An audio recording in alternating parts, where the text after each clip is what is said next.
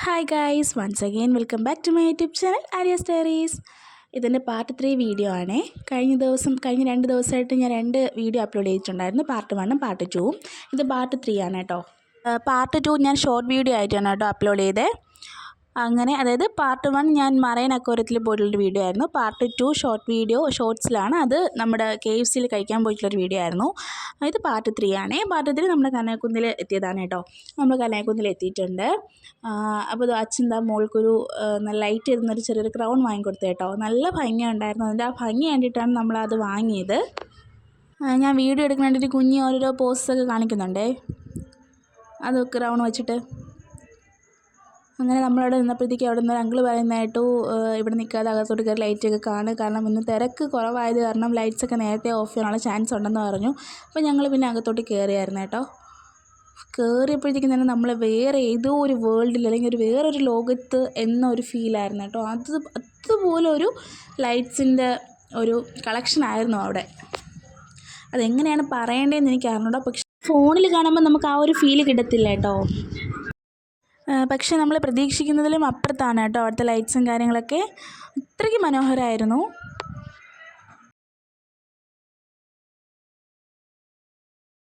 ഇന്നെനിക്ക് വീഡിയോസൊക്കെ എടുത്തു തരുന്നത് ചേട്ടനാണ് കേട്ടോ. അതാണ് ഇത്ര ഭംഗി. നല്ല രസമുണ്ടായിരുന്നു കേട്ടോ. ലൈറ്റ്സൊക്കെ ഒരുപാട് ഭംഗിയായിരുന്നു. നമ്മൾ ലൈറ്റ് കാണാൻ പോവാതിരുന്നെങ്കിൽ ഇത് വല്ലാത്തൊരു നഷ്ടമായി പോയേനെ. കുഞ്ഞിക്ക് ഒരുപാട് നഷ്ടമായി പോയേനെ, കാരണം ഒരുപാട് ലൈറ്റ്സ് ആയിരുന്നു. കുട്ടികൾക്ക് നല്ല ഇഷ്ടപ്പെടുന്ന തരത്തിലുള്ള ലൈറ്റ്സ് ആയിരുന്നു കേട്ടോ അവരൊക്കെ സെറ്റ് ചെയ്തിട്ടുള്ളത്. എന്തായാലും നമുക്ക് കാഴ്ചകളൊക്കെ കണ്ടിട്ട് വരാം. ഈ ഒരു ലൈറ്റ്സൊക്കെ കണ്ടപ്പോഴേ ശരിക്കും നമ്മളൊരു ഫാൻറ്റസി വേൾഡിലാണെന്നാണ് കേട്ടോ തോന്നിയത്. കാരണം എന്ന് വെച്ചാൽ നമ്മൾ കാർട്ടൂണിലൊക്കെ കാണത്തില്ലേ, അപ്പോൾ അതുപോലൊരു ഫീലായിരുന്നു കേട്ടോ ഈ ലൈറ്റ്സൊക്കെ കണ്ടപ്പോഴത്തേക്കും. ഒരുപാട് ഫ്ലവേഴ്സ്, വെറൈറ്റി നമ്മൾ കണ്ടിട്ടില്ലാത്ത ഫ്ലവേഴ്സൊക്കെയാണ് അവർ ലൈറ്റ് വെച്ച് സെറ്റ് ചെയ്ത് വെച്ചിരിക്കുന്നത്. നല്ല ഭംഗിയുണ്ടായിരുന്നു. ഫുൾ ലൈറ്റ്സ് ആയിരുന്നു. നമ്മളൊരു ഫോട്ടോ എടുത്താൽ പോലും നമ്മളെ ഫേസ് ക്ലിയർ ഇല്ല, കാരണം ആ ലൈറ്റ്സിൻ്റെ ഇത് മാത്രമേ നമുക്ക് നമ്മുടെ ഫേസിൽ കാണാൻ പറ്റത്തുള്ളൂ. കണ്ടോ എന്ത് രസമാണെന്ന് നോക്കി.